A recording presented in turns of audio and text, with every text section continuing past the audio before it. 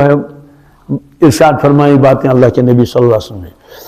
عن عمرو بن میمون العودی قال قال رسول اللہ صلی اللہ تعالی علیہ وسلم لرجل ويعظه اغتنم خمسا قبل خمس شبابك قبل حرمك وصحتك قبل سقمك وغناءك قبل فقرك وفراغك قبل شغلك وحياتك قبل موتك رواہ ترمذی. حضرت عمرو بن میمون رضی اللہ تعالیٰ عنہ سے مروی ہے کہ حضرت رسول اللہ صلی اللہ علیہ وسلم نے ایک شخص کو نصیحت کرتے ہوئے ارشاد فرمایا. کہ ایک شخص کو حضرت نصیحت فرماتے تھے تو اسی نصیحت کے دوران آپ نے فرمایا 5 چیزوں کو غنیمت جانو. 5 چیزوں سے پہلے غنیمت جاننے کا مطلب یہ فائدہ اٹھانا. سب سے پہلی بات آپ نے فرمائی جوانی کو غنیمت جانو بڑھاپا آنے سے پہلے. تندرستی اور صحت کو غنیمت جانو بیماری آنے سے پہلے. مالداری کو غنیمت جانو تندرستی اور غربت سے پہلے. اور فرصت کو غنیمت جانو مشغولیت کے آنے سے پہلے. زندگی کو غنیمت جانو موت کے آنے سے پہلے. یہ 5 چیزیں آپ نے فرمائی. گویا کہ اس میں جوانی، تندرستی، مالداری، فرصت اور زندگی، ان کو فرمایا کہ ان کو غنیمت جانو جو ان کی ضد ہے، جو ان کی اس کے آنے سے پہلے. بہت قیمتی ارشادات، سارے ارشادات قیمتی ہوتے ہیں. اس کا مطلب یہ ہے کہ دنیا میں انسان کے حالات ایک جیسے نہیں رہتے، ایک جیسے حالات بدلتے رہتے ہیں.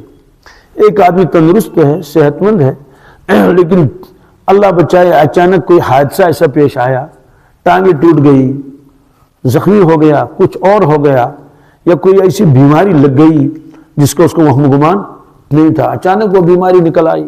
ڈاکٹر نے کہا تو 4 سٹیج ہے، اب کیا کرے گا؟ تو اس لیے آپ نے فرمایا کہ جب تک آدمی تندرست ہے اس کو غنیمت جانے. اس کو غنیمت جاننے کا مطلب اللہ کی عبادت خوب کرے، کمر بستہ ہو جائے، نماز باجماعت کا اہتمام کرے، روزے رکھے، دین کے کاموں میں بڑھ چڑھ کر حصہ لے لے، تلاوت کرے، ذکر کرے، اذکار کرے، تبلیغی جماعت میں وقت لگائے، دور دراز پہاڑی علاقوں میں جماعت لے کر جائے. یہ جوانی ہے آج تو یہ سارے کام ہو سکتے ہیں. تو لیکن بڑھاپا اگر آ گیا، کیا آ گیا؟ پہلے تو یہ فرمائے جوانی کو غنیمت جانو، ہاں بڑھاپے سے پہلے، ہاں بڑھاپا.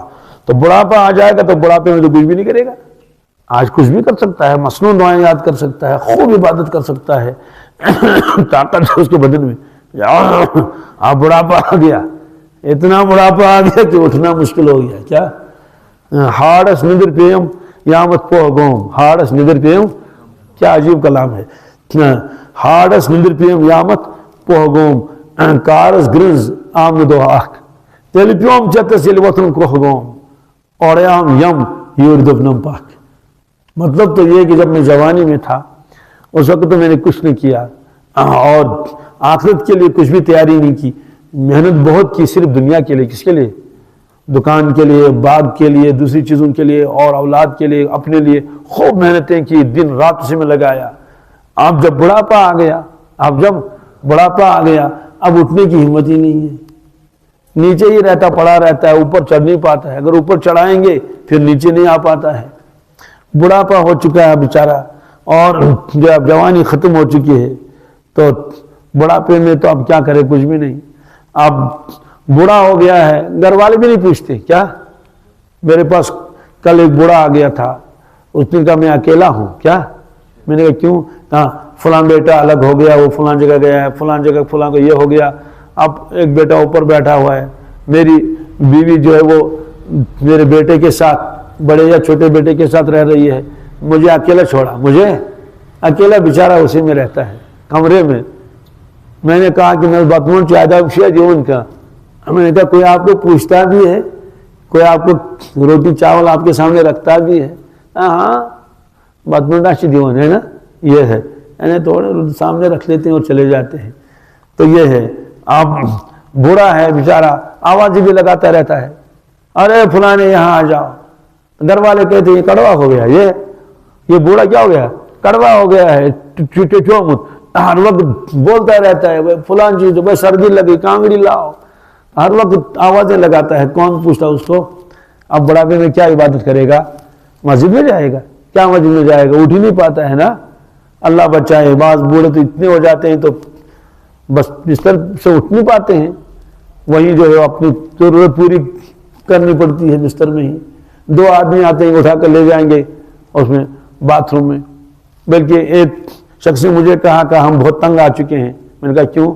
کہ ہمارے والد صاحب بیمار ہیں تو اس کو ہم باتھ روم میں لے جاتے ہیں، وہاں فراغت کرتا نہیں ہے، جب واپس لاتے ہیں تو بستر پر پیشاب کر لیتا ہے، تو پورے کمرے میں بدبو پھیلی ہوئی ہے. میں نے کہا کیوں؟ کہا اس کا یادداشت بھی نہیں ہے کیا؟ اب ایسا بڑھاپا آیا ہے تو کچھ یاد بھی نہیں ہے. اب کیا عبادت کرے گا؟ اب کیا آخرت کے لیے ذخیرہ کرے گا؟